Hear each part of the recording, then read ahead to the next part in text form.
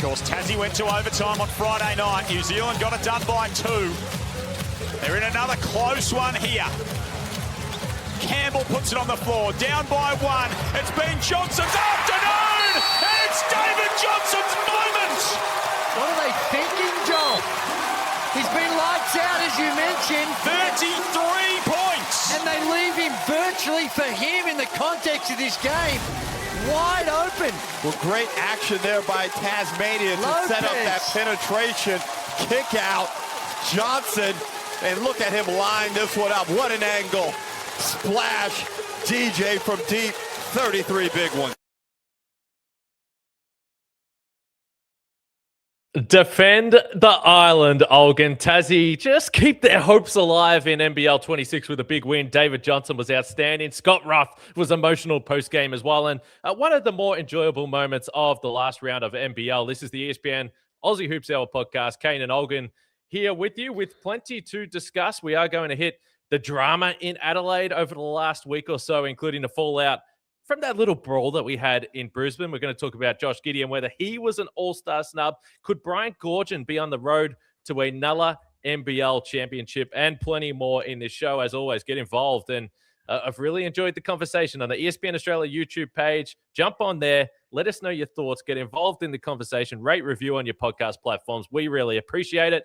Plenty to get to, Olgun. But firstly, hello to you. Great to see you as always. Good to see you. I watched that game, obviously, like when it was happening. I didn't realize how stupefied Andrew Gaze was at them leaving David Johnson so wide open. And it happened a couple times at the end of that game, over helping off David Johnson, the hottest guy in the gym, one of the best spot-up shooters in the league. It was Drewy getting just astonished by that sort of stuff. It's very, very funny to me. How are you? Oh, I'm doing very well. Yes, very well. Another good weekend over here. I was in Orlando for about 20 hours. Went to a actually very entertaining Orlando Magic Toronto Raptors game. Two teams that are kind of very interesting. So that was a lot of fun. And then came back and just been catching up on this NBL stuff. So there has been plenty to get to. And maybe we should start with this Adelaide situation. Now, we had the conversation kind of laid out. We're just going to take a deep breath and say, okay, this is what the kind of fallout from that scuffle, incident, fight, whatever you want to call it with Brisbane, and then what's happened in the following days. Adelaide blown out by Southeast Melbourne at home. That's still a part of this conversation. But Olgun, just as I was going to sleep here last night, I saw a tweet and I looked at it and I said, you know what? I'm going to put my phone down and I'm going to go to sleep and wake up in the morning and see what the ripple effects of this are. So Andrew Bogut last night on Twitter here in the US, obviously yesterday in Australia, he tweets, pretty wild league where the leaders of your team meet to chat about firing your head coach whilst you sit in first place on the NBL ladder with only a handful of games to go until the playoffs. NBL, hashtag see incredible. So, you know, it took a lot of willpower, Olgun, to just say, you know what, I'm leaving this alone. I'm going to sleep. But my question to you as we get started, what insight do you have in terms of why this tweet was sent out and perhaps any truth to what is put online from Andrew Bogut, by the way, an assistant coach of the Sydney Kings? It's not like Andrew Bogut to be tweeting about things that he feels. So the context is obviously the 36ers are in this little losing skid. They've lost 4 of their last 6. They've lost to a bunch of other championship contenders, and so you'd think they're in a bit of a pickle right now. Now, naturally, when any team is in this sort of situation, the higher-ups will meet. The coaching staff will meet. The players and coaches will sit down and have sort of big meetings, the sort of what's going on, what do we do to fix this? Everything that the 36ers have done as a result of this little losing stretch, I don't think is out of the ordinary. From what I understand, I don't believe there has been any sort of ownership and management meeting to speak about the future of Mike Wells. I don't believe those conversations have happened. This more feels like the necessary reaction from a team that's about to lose the number 1 spot on the ladder that they've held for so long, and we have to figure out what's going on before the playoffs start in a couple of weeks. This is super, I think, normal behavior from a team that's lost 4 of their last 6 games. As for what Andrew Bogut did, this feels like a reaction to some stuff that people within the 36ers may have put out publicly earlier in the season, and I think Bogut saw his window that, hey, if you're in a glass house throwing stones, then I'm going to retaliate in the time that I can. So that feels like that's what that is. But again, is it optimal for a part owner and assistant coach for another team to make a comment about the sort of goings on behind the scenes about another NBL team? Probably not. That is suboptimal. You probably don't want to do that because you don't want to be in a situation where the Sydney Kings lose, don't win a championship, and all of a sudden that looks like a stupid tweet. However, I can appreciate the sort of retaliatory nature of it based on some of the things that happened earlier in the season. So I did see online, I think on South Australian radio, Grant Kelly came on and didn't really want to touch it, wanted to stay away from it. I saw on nbl.com.au that there was some conversation around, Adelaide potentially asking the league, like, what are you going to do about this? Is there a please explain something along those lines? Are you hearing anything about what the actual fallout could be? If indeed there is any action to be taken. I don't really know if it's that big of a deal, but what are you hearing? So I know Grant Kelly has reached out to the Kings ownership to express his disappointment in the tweet. I don't know if, and I don't believe anything is going to come of this. I don't know if a fine is in order. I don't know if any of that. I think the 36ers have asked for the tweet to be taken down. I don't think Andrew Bogut is the kind to sort of roll over. So I think this will just fall away into the next news cycle, and we'll forget about it in a couple of days. But yeah, I don't think there'll be any sort of meaningful fallout from this. I think it'll just be one side that is disappointed that the discourse is so open like this. And I can appreciate how disappointed they are because the discourse is, I think, quite overblown relative to the reality that's happening on the ground in Adelaide. Yeah, so you pointed to the fact that they've lost 4 out of their last 6 games. And, I think if you're Sydney on the other side of that, I'm sure there's some people within the Sydney organization that's like, come on, man, we don't need this right now. We are absolutely flying. So, from both sides, it's certainly prodding and probably irritating. I'm not sure whether there can be anything much more done than that, in my opinion. Like, that's how I kind of see it. But if we look big picture of where Adelaide's out and certainly the fallout from that scuffle in Brisbane, where do you see that this Adelaide team is at right now, just in terms of whether they're together, whether this is a team that's starting to fracture a little bit towards the back end of the season after it looks so perfect for 3/4 of this season? It's so harmonious. So I don't think there's any personal fracturing going on, as far as players having discontent for one another or anything culturally. It doesn't feel like it's that. This feels purely basketball. It feels like basketball-wise, they don't really have a clue of what they need to be excellent at. Defensively, I don't think there's a structure. I don't think there's necessary defensive personnel to be a team that's going to compete at the necessary defensive level in the playoffs to win games. And then offensively, I said this the other day on X, they've become quite easy to guard, quite simple to guard. Yeah, Bryce Cotton's going to make some shots, and other guys will make shots because there are talented players. But the scout is simple. They are largely contained within the middle corridor. It's Bryce Cotton. He is option A, B, and C, and every team knows this. So they've become quite a simple guard that you know what to do when you're playing Adelaide. But as far as any sort of actual malcontent within the place, it doesn't seem like that's the case. It genuinely seems like they're trying to figure out what is going on. Why are we losing games? And how can we amend this? And can we amend this? Is the personnel there? Is the sort of other structures there to put in time within the next 4 games to then go into a playoff stretch and win games on the back of that? I don't know if that's there. This is a team that has been healthy all season, the top of the ladder all season, and it's showing by just sort of how much they've been cruising, and they've hit a wall, and it seems like they don't know how to get over it. So it's interesting to me. So the on-court stuff, I totally agree. They give up 23 offensive rebounds to the Phoenix. I flagged it as soon as they signed Jenkins. Again, it was just like, now this has changed what your rotation looks like in terms of size and versatility. Defensively, they've been in the bottom 4 over this last 6-game stretch in terms of defensive efficiency. You've got Brisbane and Cairns in that mix, so you're talking about 2 terrible teams. And then the 36ers are in that, despite the fact they're on top of the ladder. Worst rebounding team in the league across that 6-week span as well. So there's no doubt that they have problems on the court. The thing that has struck me over the last few weeks, and I mentioned it a little bit last week, that they just seemed a little bit distracted at the start of that Sydney game with the complaining to the officials within the first 3 minutes of the game. It's been a sticking point for Mark Wells in press conferences for a while. And my big takeaway, the more I thought about it after the incident with Brisbane, the more I started to wonder, why is Adelaide getting so caught up in this? And I understand that you want to defend your guy, Rakocevic, who's on the floor, and there's the the choke, and that's fine. The suspensions got handed out. But if I'm Adelaide, a team that has been really struggling, because you beat that Brisbane team, but your only other win is in overtime against a New Zealand team that isn't going to be in the top 6. Why was Brisbane the team from the press conference, from the statement? Why was Brisbane the team that is completely irrelevant on the bottom of the ladder, the more professional out of the two teams in the way that they handled it? If you're really angry about it, then go to the league. But the performance in the press conference from Mike Wells was not great.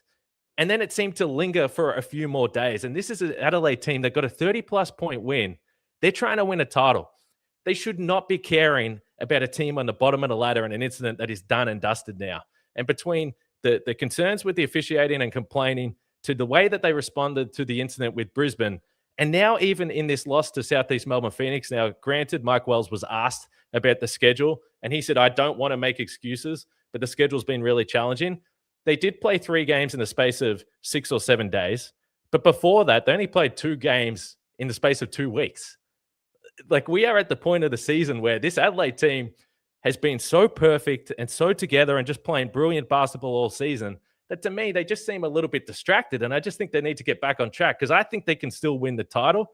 But I've just seen over the last few weeks, I'm like, why are they getting caught up on these little things that they should not be focusing on? They need to play better defense and get back to the way they were playing a month ago. Okay, so I agree. You've jogged like a thought in my head. Did you? I promise this will be relevant. Did you watch Skyscraper, the sort of Netflix? I saw the clips on event with Alex Honnold. No, yeah, not something I'm going to try and do in my lifetime, just to put it out there. Yeah, hell no. Now Alex Honnold, one of the best climbers in the world, he free solos. He climbs without any safety gear. Now I've watched free solo a bunch of times. It was a documentary a couple of years ago, won an Oscar. They did an MRI of his brain, right? And they realized that his amygdala doesn't respond to fear in the same way that it does to sort of control subjects. Now, a lot of people think, oh, he's a freak of nature. He climbs without ropes. It's so dangerous. The way he explains it is that, no, he's just put himself in so many adverse situations, so many sort of consequence-heavy situations, that the threshold for fear is so much higher. And when I look at this 36ers team, they have not been in any adverse situations the entire season. They have not had a single injury outside of the Ben Christie injury to start the season. So they've had to play they've played the exact same way the whole season. They've never had to shift the way they play. They've never had to say, oh, we're missing this guy, outside of 1 or 2 now, Nick Rakocevic suspensions. They've never had to say, all right, we have to shift the way we play. Let's pivot to this. Oh, there's an obstacle that needs overcoming. Cool, let's do that. Now they're getting to a point in the season where they've lost 4 of 6. They're getting a little fight. And it's like, how do we overcome this? We don't know how to overcome this. We've never, as this group, we've never learned to overcome adversity. So all of a sudden we're hit with adversity. We have no idea how to get over this wall. And I feel like this could either be the thing that tears them down, or it's the last chance they have to learn how to overcome adversity going into the playoffs. And all of a sudden they're a team that has gone through a little bit of fire before the real stuff begins. But as of now, they really haven't gone through any adverse situations. So it's no surprise that when one hits, they don't really know how to handle it. Yeah, it's just really interesting, galvanizing moment perhaps. But that is, again, why last night when I saw that stuff on Twitter and then what's followed, it's just another distraction for this team. And they are not focusing on because when you really think about every team that wins the title, it's never the teams that have all this other stuff going on and all these frustrations and all these distractions. They don't win because it's hard to do that. So now they've got, a couple of weeks here where they're just going to get back on track. I still believe in the talent. I still believe that this team can win it all, because I do think that it's close. I know it's been, 4 out of 6 games here, but the other teams have had moments through the season where you questioned them as well. So they can still turn it around. But yeah, if I'm a fan of the 36ers, and I want to see them win the title because it's something different. They've struggled for so long, but this season was going so well. Just do not throw it away now. Get back on track. Still got a little bit of time here. You're still on top of the ladder. Make sure you stay in that top 2, because that is in danger as well. But it is just the thought I've had with this team, with these distractions. Let us know if you're a 36ers fan. I know that they defend their club like no other in the league. But are you just starting to think, come on, boys, enough of this. Let's play basketball. Let's win games. So it's just something I thought of, Olgs, with this 36ers team, and the fallout continues, and just different things happen along the way. I did set you a task, Olgs, or you put your hand up for a task this week. All-NBL first team. And I said, I'm not going to pick a team. I'm just going to pick apart your team. So who have you got? in the All-NBL first team, and maybe to the surprise of no one, a little bit alternative, a little bit different. So this is ahead of a story I have on ESPN.com.au coming later this week. Just having a look at all the awards races. And so just for the sake of this podcast, All-NBL first team, the three of the guys sort of select themselves. Bryce Cotton, Kendrick Davis, Nathan Sobey. They will be the top 3 MVP vote getters, probably. So they're sort of locked into that. I then have Christian Doolittle. I think he's been playing really, really good basketball, especially of late. If you look at the last 10-ish games of that team, Christian Doolittle averaging 19.9 points, 6.4 rebounds, couple of assists, shooting it at a really high level. He's done a really good job of being the guy for this team. He's really taken over for the Perth Wildcats, especially when they needed it. And they've won, 7 of 8 games? And that one game they lost was against Melbourne United that they probably should have won. And then my last one is this guy, John Brown III. Now, I went back and looked. We don't really see guys like this in All-NBL first teams just because we usually give the nod to those who have super high production. But I feel like as a sort of basketball society, we've gotten to a point where we have way more appreciation for players like this. Players who maybe average 10-ish points a game. He averages about 10 and 6, right? Yeah. But I said this line to Pete Hooley, and he used it on overtime, and I'll never forgive him for this. Defense is half the game, and John Brown III is the clear-cut best at that in the NBL. And I feel like if 50% of the game is the thing where you are the best at, you should get consideration for a team like this. And so with the way that they've been winning games, with the way he has affected that winning, I think it's not clear-cut. There's a conversation. There are a lot of guys sort of in that tier of people who could be in that spot. But I think John Brown has probably done enough to earn a spot in that All-NBL first team. Hey, Olgs, good job, firstly. And secondly, you know this, when we do mention Peter Hooley on the podcast, we normally get a text. So come on, Paul. Hooley, get your own material, please. For goodness sake. You've been doing this long enough, mate. Stop stealing Olgun stuff for overtime. Texted him such a beautiful line, and he just steals it, says it on overtime. That's cowardly behavior, lazy. No, it is. There's no question about that. I think if I look at this and think about, what I see online or what I think people will look at, and you pointed to it, the numbers I think are a big part of this. I think the two names that are going to come up time and time again are going to be JaVale McGee and Jack McVeigh. And McVeigh, 21 points, 6 rebounds, 4 assists, efficiency off the charts, 51, 38, 86 shooting splits. And then McGee, just the pure volume with 17 double-doubles, 20 and 10, a couple blocks a game. I think those are guys that will get a lot of votes for this. I did do a little bit of research looking back at the All-NBL first teams from years gone by about what the typical standard is for, bad teams. And I'm not talking a team that's, around 500, but teams that are well below 500. I got back to 2018. Demetrius Conger was a first team All-NBL guy with the Illawarra Hawks, and that team was 12 and 16. So that's, going to be roughly around where this Illawarra team probably finishes the season for JaVale McGee. So it would be bucking the trend a little bit. I've got a real podcast question for you, though. This is textbook stuff, Olgs. And you see this. These are the type of scenarios, the hypotheticals that this is podcast classic stuff. So when it comes to the Southeast Melbourne Phoenix, because you mentioned John Brown, so let me ask you this question: if the Southeast Melbourne Phoenix were absolutely tied to this, they had no other choice, but for whatever reason there was a scenario where they could only keep one of Nathan Sobey or John Brown for the rest of this season, which player do you think that they would pick? Would they keep Sobey for the rest of the season or John Brown for the rest of the season? They'd keep John Brown. Nathan Sobey, and then you look at the roster makeup. Nathan Sobey, he's out. Hey, Ian Clark steps in. Angus Glover steps up. Owen Foxwell can play multiple positions. Wes Iwundu can. Daniel Foster can step in. Yeah, not all of them can do what Nathan Sobey does, and not in the same way. And the audacity of what Nathan Sobey does is, I think, why he's been great this season, and why I think it gives the Phoenix, they're not just like their identity, they're their identity plus like a bit of what Sobes does, and like he's been excellent because of that. But what John Brown does, like there's a reason why there are times where Josh King can't take him off the floor. The reason why he plays 36 minutes a game sometimes, because of the impact he brings. Like if I'm going to throw it back at you, if you're going into a game 5 of a championship series and you can pick a single forward or big man in the NBL right now to play for you in that single elimination game 5 championship series, you win that game, you win a title. Who are you picking? Yeah, he would be right up there.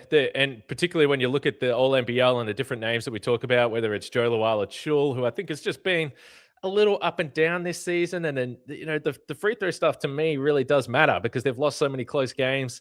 I think that hurts him a little bit. I think Sam Menenga's been up there top 10 for scoring and also rebounding this season. But when you think about the two-way play and just how he alters the whole way that this Phoenix team plays, I think John Brown is probably the guy. And the reason I pose that to you is because it is universally accepted that the top three for the MVP is going to be Sobey, Davis, Bryce Cotton, and that's totally fine. But I think there's a case to be made that John Brown is the most valuable player on this Phoenix team, and it gets overlooked because he doesn't average 20 points per game. And it's more of a thought process is, do we look at that the right way? Because I still see a lot of criticism for Xavier Cooks for winning the MVP one season, even though his box score numbers didn't jump off the page. So I don't know. I like to look at it differently. I hear all the praise from the different teams, the different coaches, the different players for what John Brown does. I think he's their most valuable player. I think that both could potentially be in the All-NBL first team. I think Sobey will be an MVP finalist. I don't know. Maybe John Brown should be that guy. Look, it's a good conversation. And I feel like the shift was when Bogut won MVP. Bogut won MVP over Bryce Cotton. Bryce Cotton would have averaged almost like 3 times as many points as Bogut. But I think as a collective, we appreciated everything else Bogut brought to the table. And I think that's like a really good place for us to be as sort of basketball watchers, that we can see these guys who don't average, 20 plus points a game, but we can still, almost quantify their value and impact on a court. I think that's a really healthy place for us to be in. And again, I think the answer to my question is obviously John Brown III. If you're trying to win a game, I think he's the guy who comes out, and I don't know if anyone wants to win a game more when he is on a floor. That's why I think it's interesting when it comes down to the votes on the way it shakes out. I am curious. We know there is a high level of respect for what John Brown does. So that will be fascinating to watch. And by the way, absolutely no knock on what Nathan Sobey's done. He's been incredible for a team that desperately needed that scoring, and he has delivered that time and time again and fit in with this team. Hey, let's go to StatMate Streak Watch now. Olgs, download StatMate for all your NBA hot stats completely free. And we're going to talk about Jock Landale. Olgs. Now, I believe we discussed Jock Landale a while back, but his play continues to elevate for this Memphis Grizzlies team. An offensive rebounding percentage of 12.1. And when you look at the total offensive rebounds he has in the season, 138, that is 11th in the NBA. This is a player that, in the month of January, playing around 25 to 26 minutes per game. We've discussed needing an opportunity, Olgun. It hasn't always worked his way when he moves to a spot and kind of gets buried in that rotation. He went to Memphis originally, seeing some injuries with the big man. It has happened again, like it happens every year to Memphis. And this could be a career-defining season for Jock Landale to earn some cash in the offseason and maybe get a multi-year contract moving forward. But he's been so impressive of late in particular.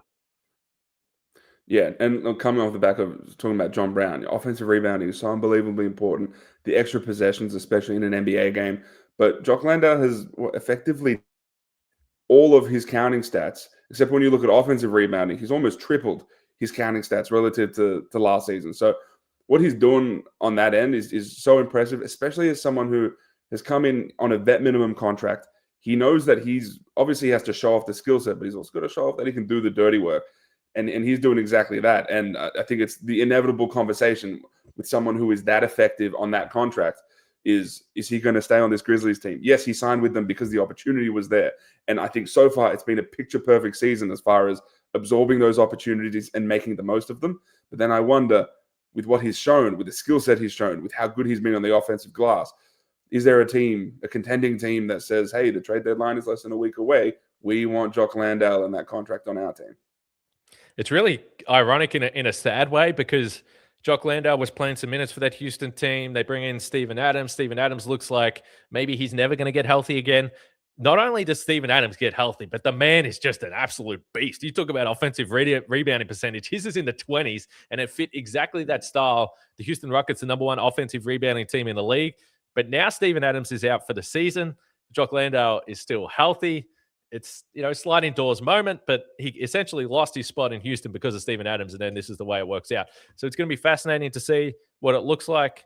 I would love to see him go somewhere else long-term because you do think, if you're the Grizzlies, like Giddey, if he was healthy, it completely changes the outlook for what this looks like for Jock Landale. But he's had a bunch of double-doubles of late in January, 13, 8, 2 blocks as well. So he's been playing really good basketball. But you got to be happy for him.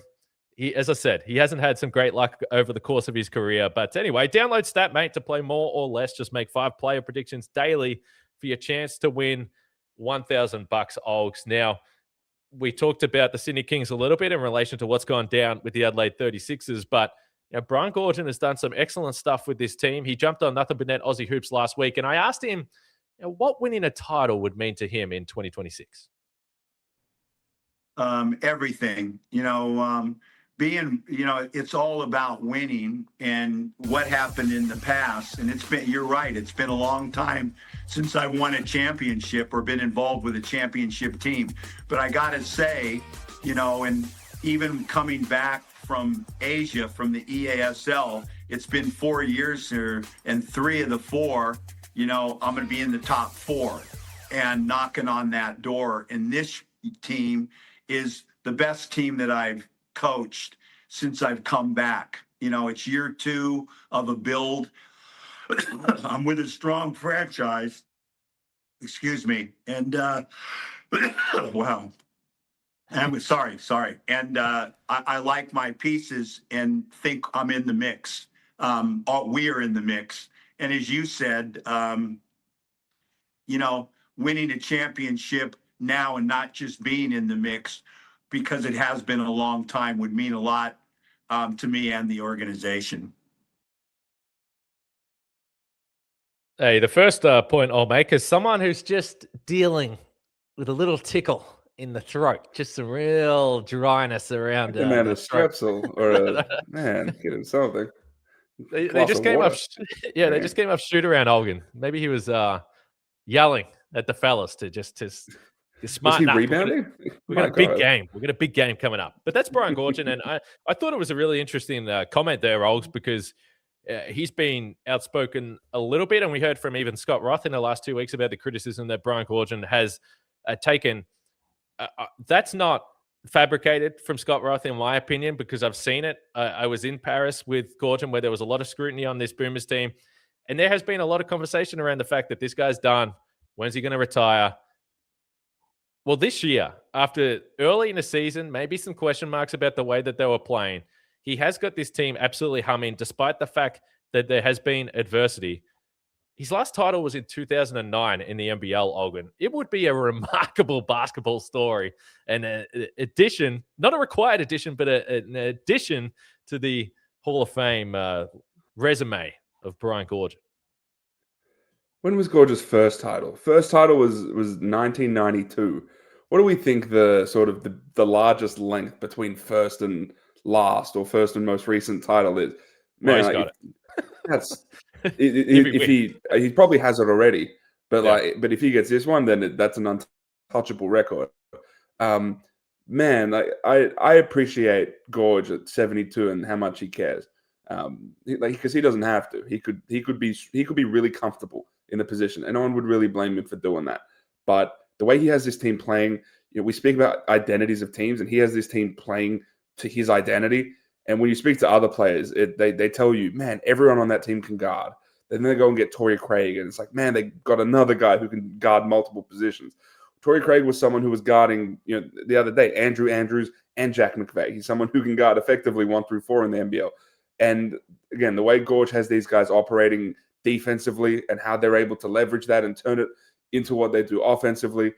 You look at the way Kendrick Davis is playing. We just saw McQuatch Malawatch, the way he's been playing. He looks one of the most improved players in the league right now. Gorge has these guys clicking on all cylinders, and it took some time.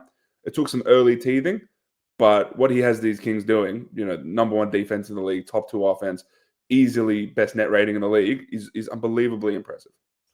Yeah, so even the win against Cairns, and that does matter to me. I know that this Cairns team is not good, and we all understand that. They've been blown out a bunch of times. Their point differential worst in the league, despite the fact they've got that added win over the Brisbane Bullets. But when you're down by 24 points and you're on the road, it is the type of game where you can just be like, well, it's not our day. We've been red hot. We've won 6 in a row, and it's just what it is. Cairns can't miss from 3 in the first quarter.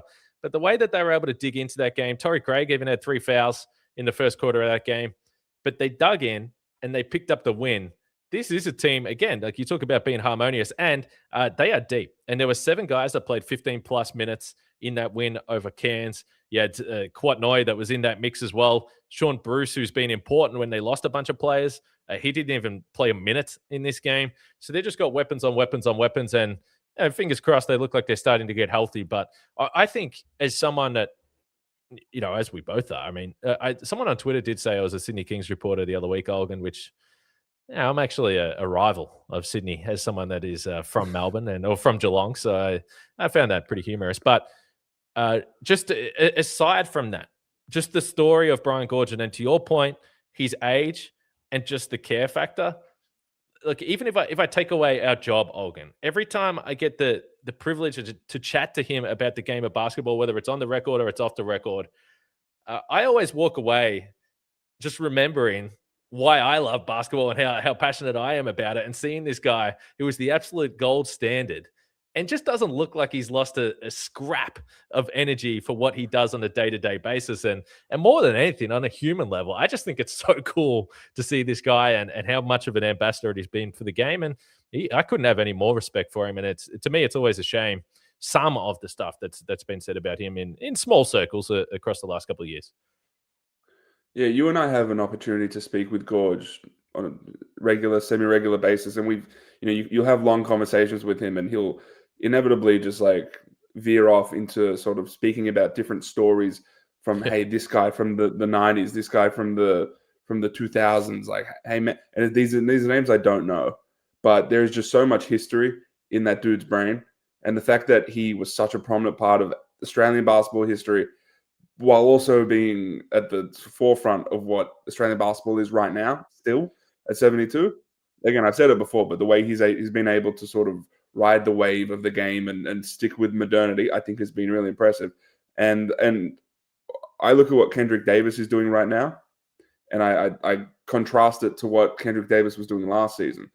And I find it really impressive the way Kendrick's game has grown under the tutelage of Gorge, and then obviously under sort of the guidance and leadership of Andrew Bogut and Delhi and even Luke Longley and Chris Pongras in the front office before he left. But they've done a really good job of molding this unbelievably talented guy into a really impactful winner and a really effective point guard. And I find that really impressive too, especially the Kendrick we saw last season, which I didn't think was as impactful to winning as he is now. I saw that the NBL had their MVP rankings and they had Kendrick Davis at number 1, Bryce Cotton at number 2. Obviously, this was something I flagged. I don't know how long ago it was, 4 or 5 months ago, 4 or 5 weeks ago. Sorry, you're ahead of the curve. Yeah, we get it. Yeah. No, but now not even. Now Evan, the little NBL intern, has caught up to you. Yeah. Is that who's doing it? Have we got to the bottom of who's doing these rankings? I've been told with high level of certainty that Evan, again, I love Ev. Ev is great. Is a prominent voice in the selection of the NBL MVP ladder, which is again a redundant thing. It's largely rage bait, but it's fun to start conversation. Yeah, nothing personal. I've never met this guy, but hey, I got respect, a lot of respect. But I didn't even. One thing that got sort of misconstrued with the conversation we've had over the last few weeks, Olgs, was that I was declaring Kendrick Davis, my pick. I don't even have a vote, by the way. So whatever I say, it ultimately isn't going to make a difference moving forward. It might not make a difference what anyone in the media says, by the way, Olgs, because it's going to come down to Bryce and Kendrick and the players and coaches. But I just thought it was a lot closer than what it was. And now in this last sort of 5-6 game stretch, I think it's clearly been Kendrick Davis the better player. And I do wonder whether the start of the season or the back end of the season, what carries more weight as we move forward. So I think it's going to be really fascinating. And both guys deserve to win it from where we stand right now. But there's a big sort of 4 or 5 games coming up here. Are you in agreement with me that feels 50-50 right now? 50-50. The interesting thing for me, I could almost say 60-40 Kendrick now, only because I thought a month ago when I really went through the numbers and looked at when the best games came and the games against the high-quality teams, I just was kind of stunned that people were saying it was over and they were kind of not looking at what Kendrick was doing. I think the 3-1 head-to-head record, Sydney, Adelaide, and Kendrick's clearly being the best player in those games matters. And the counting stats, they are still in favor of Bryce. But as I said, he plays 6 more minutes per game.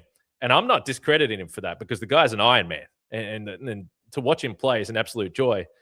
But I do wonder, when you look at Kendrick Davis playing 31 minutes per game, Nathan Sobey playing 30 minutes per game, Bryce Cotton played 37.7. The longer the season goes, is this starting to wear on him when Mike Wells does talk about the schedule and how they haven't had a lot of practice time in between games? I wonder whether the reliance on him is now actually hurting him down the stretch, because when you look at the efficiency and straight up field goal percentage, somehow Kendrick Davis has been more efficient on the season despite the fact he's been terrible from the outside. Okay, I got a thing to say, but first, do you know how many minutes Bryce Cotton played against Brisbane last week? Yeah, well, it would have been 40 probably. He played 38 minutes in what ended up being like a 35-point win. That can't happen. I think it's really clear that Bryce Cotton is getting fatigued. And a lot of it is because of the usage of Bryce Cotton. Everything is going through him. And it's where I compare Bryce Cotton now to Kendrick Davis last season. And last season, I said something early in the season, which was I didn't think the way Kendrick Davis played basketball was conducive to winning. And ultimately it wasn't, right? And now I look at the way Bryce Cotton is playing under Mike Wells, and it's really similar. It's very heliocentric. Yes, it is heliocentric under Kendrick too, but it feels like Kendrick Davis this season is doing a better job of getting off the ball early, creating advantages, and kicking it to teammates early as opposed to throwing them grenades. Feels like he's picking his spots better on the offensive end. He's guarding way better. I think everything about Kendrick's game has taken a leap, and that includes everything off the court too, where so far everything I've heard up until this point has been pretty impeachable relative to some of the intel that we'd heard over the last few years. So I give Kendrick a lot of credit. I give Goorj a lot of credit and everyone in that organization credit for his growth. And I wonder is this the optimal Bryce Cotton, playing him this way? I wonder if the thing that's ultimately going to hurt him, because his counting stats are always going to be good, but the team isn't winning games now. And I think that's the thing that's going to affect him in the back end of this season. We speak about recency bias. I feel like it'll be people thinking, man, the Kings went on this awesome run to end the season, largely on the back of Kendrick. And the Adelaide 36ers faltered a little bit.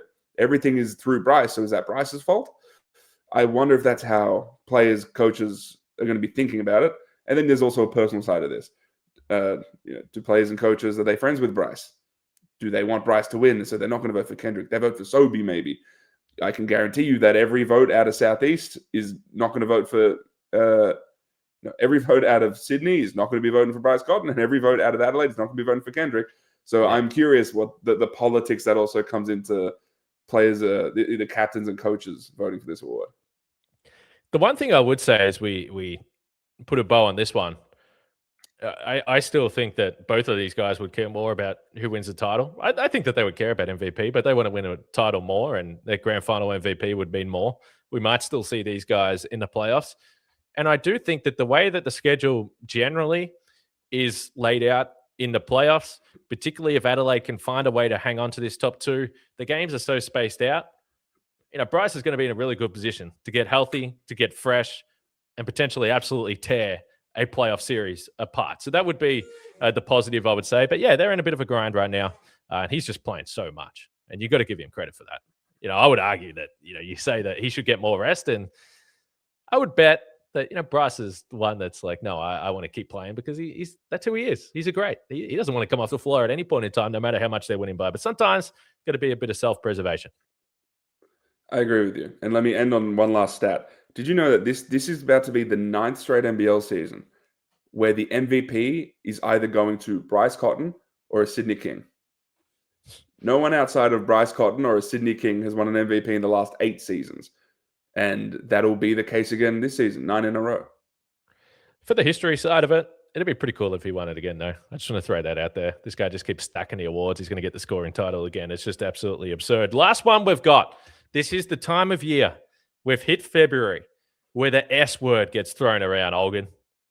I don't know if you know what I'm talking about, but NBA All-Star Weekend is coming up in around a week, and everyone is talking about the snubs.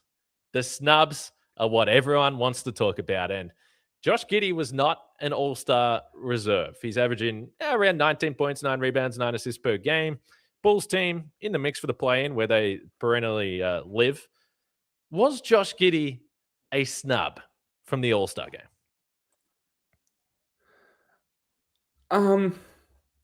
Maybe.